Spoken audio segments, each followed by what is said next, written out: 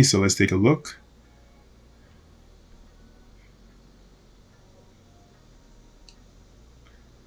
Yeah,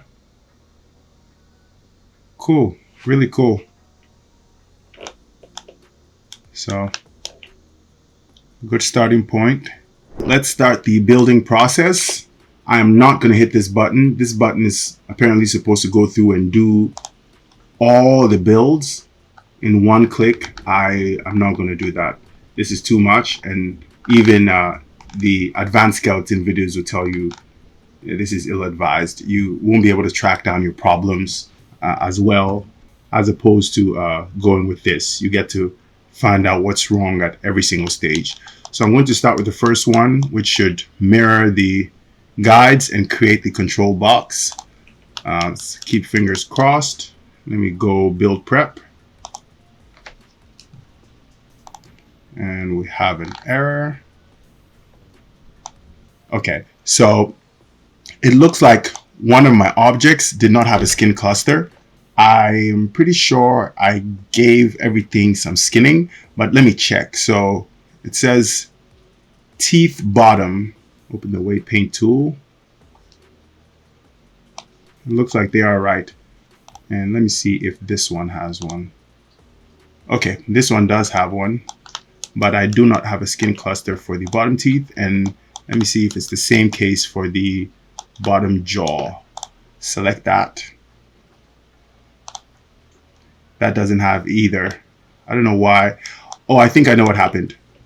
We did place a jaw and they were skinned to the lower jaw.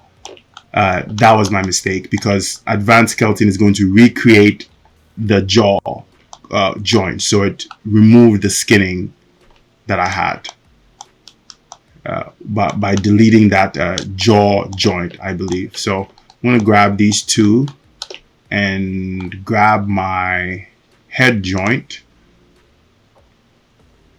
Let me go show viewport, show my joints. Yeah, looks like it got rid of the jaw. So I have to select my head. Let me make sure I have the right thing selected. Yes, head. All right, head. And I'm going to go skin, bind skin. I'll do selected joints just so you can just skin it to the head, and all this should be fine. Doesn't really matter. I'll go apply and close. Okay, so it should be good now. This error, at least we should have gotten over this error. So I'm going to save an iteration and go build prep.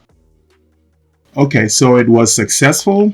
Now that I skinned those pieces, yeah, it mirrored everything over, and that's great. So let's move on to the next step. Get the control box.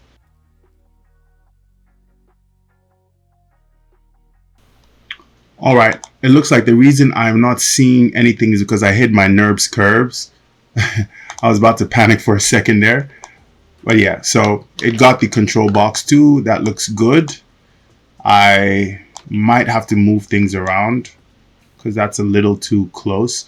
Or actually, when I'm done with the ears, I'll probably modify these controls with the control modification tool up there, just so I can get this out of the way, because this is even just a little too big. So we'll do that. I'll address that. All right, and speaking of cleanup, there's something, before we continue, there's something I should have done as soon as I created that additional piece of geometry and this cluster to position the eyeball. This extra geometry here, I don't need it, so I'm going to delete it. This would have been very confusing for me, so I'm just going to remove them. We do not need them. All right, so now let's build the eyeball.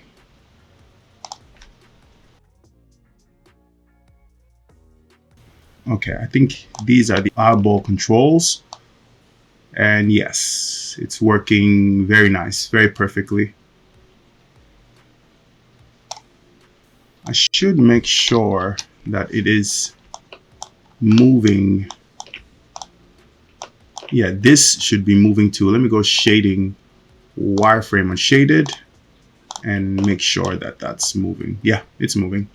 So it did a fantastic job. That central positioning worked.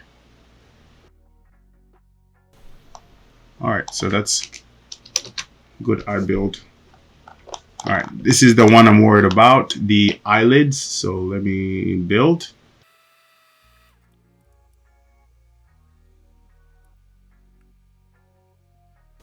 Okay, so now it's time to test what it's saying. You can now test the fleshy eye. So that means if I move the eyeball, that's very nice. Very nice movement. You can tell it's struggling because of how dense the mesh is, but that's nice. I'll take it. I should be playing with both of them to see, make sure that they're both doing what they're supposed to do. Yeah, this is impressive. All right, next one is the blink. I'm going to build. All right, this one was simple. The rest of them took quite a while. So this one I'm going to scrub the timeline to see what it's doing. That is crazy. I didn't even expect it to be this good. It's doing an amazing job. Even though it picked its own corner, it doesn't seem to hurt at all. That's negligible. Whatever weird thing is happening in there, it's negligible. I could definitely clean it up with some skinning, but looks pretty nice. And I can't believe the eyelids are also responding really well. Well, actually here, there's a little bit of a mess that will have to be repaired. It's probably a weighting issue.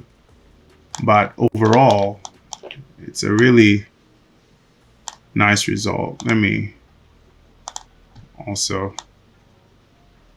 remove wireframe and shading so I can.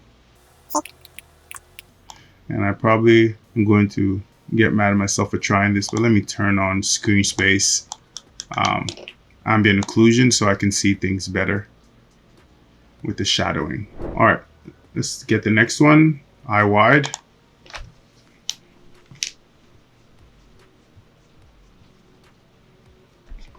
This one is also connected to the blinking, so yeah, that's good. That's very nice.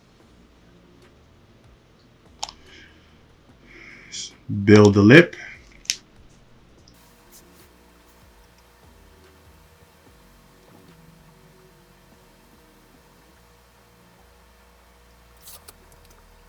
All right, so here they are, and these apparently are just not going to look entirely correct because it's just controlling the lips and not the area around the lips. I'm going to go back to my wireframe unshaded.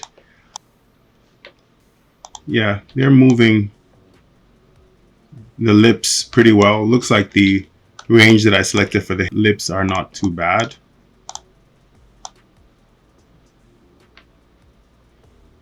And I forgot to mention and actually try this out, but somewhere up there when I was dealing with the blink and the eye wide, there's a way to finalize it so that you see the blink and eye wide attributes created in real time, but we already went past it.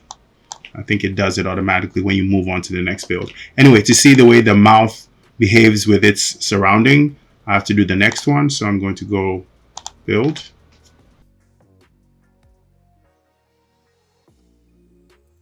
Yeah, and this one also comes with an animation that you can test out. Yeah, this is very nice. I don't know if they're all looking really good because of how much polygons I have.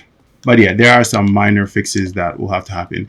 And again, all these are driving systems, so I can deal with them after the fact. After all this building, I can go in and edit these driving systems. So if I ever saw an issue with the blink that I didn't like, I could go change it after the fact. Right now, I'm just going to go through and I'm going to leave these default settings that it has over here that it's picked.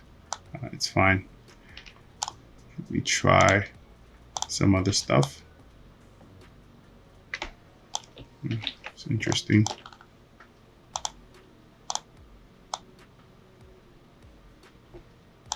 Yeah. Definitely better than what I was able to achieve with my own rigging of the face. This is some really good amount of flexibility that's going to make for some incredible facial animation. Very cool.